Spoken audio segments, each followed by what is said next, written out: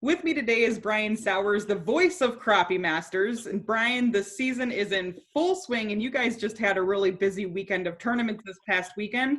Tell us, how are things going? Finally, we are getting back to more of a normal type scheduling. Now, granted, some of those tournaments we have had to reschedule, but you're right. We've had a couple of good weekends. We've been up at Truman Lake, had a big crappie challenge up there, and had a great turnout. We just finished up with the American ethanol tournament down at Lake Dardanelle. Had 50 boats there, which, you know what, considering everything, and a lot of people still, kind of leery a little bit about traveling and things like that. Turned out to be a great tournament. Some of the best fishermen in the world were there, including the guy who won, Robert Carlisle, who's the national champion, obviously, had 22.48. But, the town was extremely receptive to it. And, the tournament just really turned out to be a fantastic success. And we're getting ready to roll again this week. It's kind of roll and go at this point in time. So we'll be back at Truman Lake this week for another national qualifier. And one of the things that have started back up and we are so proud of, and we think is such a bonus for, obviously, Renewable Fuels Association, American Ethanol, National Corn Growers, everyone, is having the state tournaments that are going on again now, too.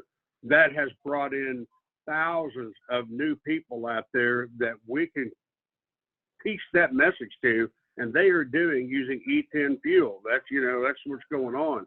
So when you can get those many new people out there that, they may see it on Crappie Masters TV or see it on Facebook or whatever the case may be, but when you get them out there and you can get them face to face in that grassroots area, it makes a huge difference in the message out there. And we know how important it is right now, especially as hard as the times have been for the ethanol industry and everything else. So we're proud to be teamed up with you all to get out there and get that message and remind people you got to go out there and use this, and you got to go out there and support America's farmers. It's vital. We've got to get this all going back, and hopefully we're starting to get to that point right now. Well, that was one of the things I wanted to ask you about, the expansion of Crappie Masters this year. If I recall, you have, is it 15 state chapters? I think it's 16 now because there's 2 in Louisiana, which having those chapters in the South is a very vital thing to the message, because the southern part of the United States has been one of those areas that have not been as receptive to the message of using E10 fuel in boats. So to have those teams down there and those directors that have taken the time to do this on their own. We're not at all those tournaments. We've got the national tournaments. So they're out there spreading the message, doing the right things. And it's important to have all those states. And we're going to be looking probably at hopefully another 16 to 20 next year. The whole goal is to get teams in every state that you can. And we've already had a lot of interest from states that we feel are vital to the message that we're trying to put out there, especially with using E10 fuel in your boat and E15 in your vehicle. So we think this is, by the time we get here next year, granted, providing it's a normal year, we think it's going to be huge, and it's nothing like this has ever happened in the fishing industry, not bass fishing industry, not any of this.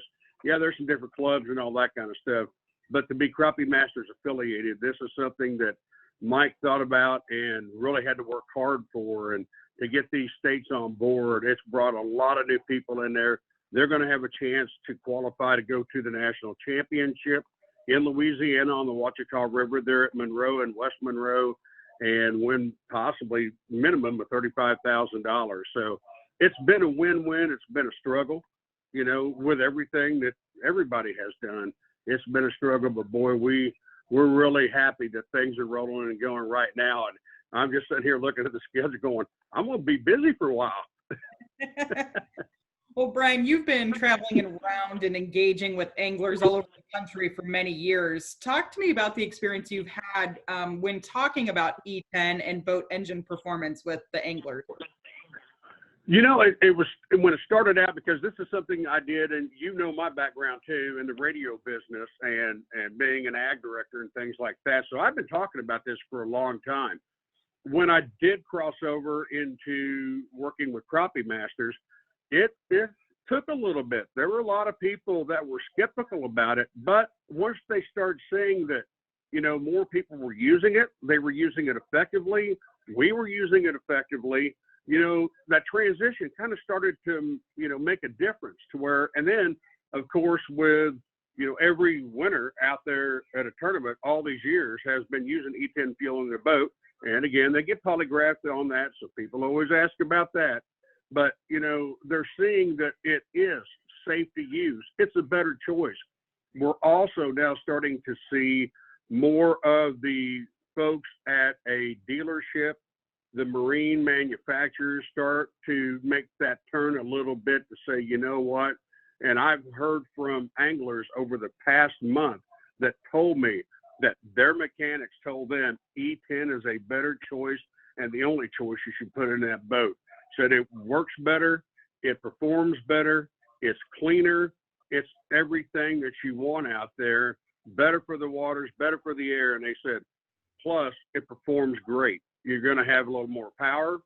It does that automatically. And we're starting to see everybody. I don't have what probably, Julie, that when I started have 100 people that just completely said, absolutely not. It's probably down to 10. Oh. So the message is getting across.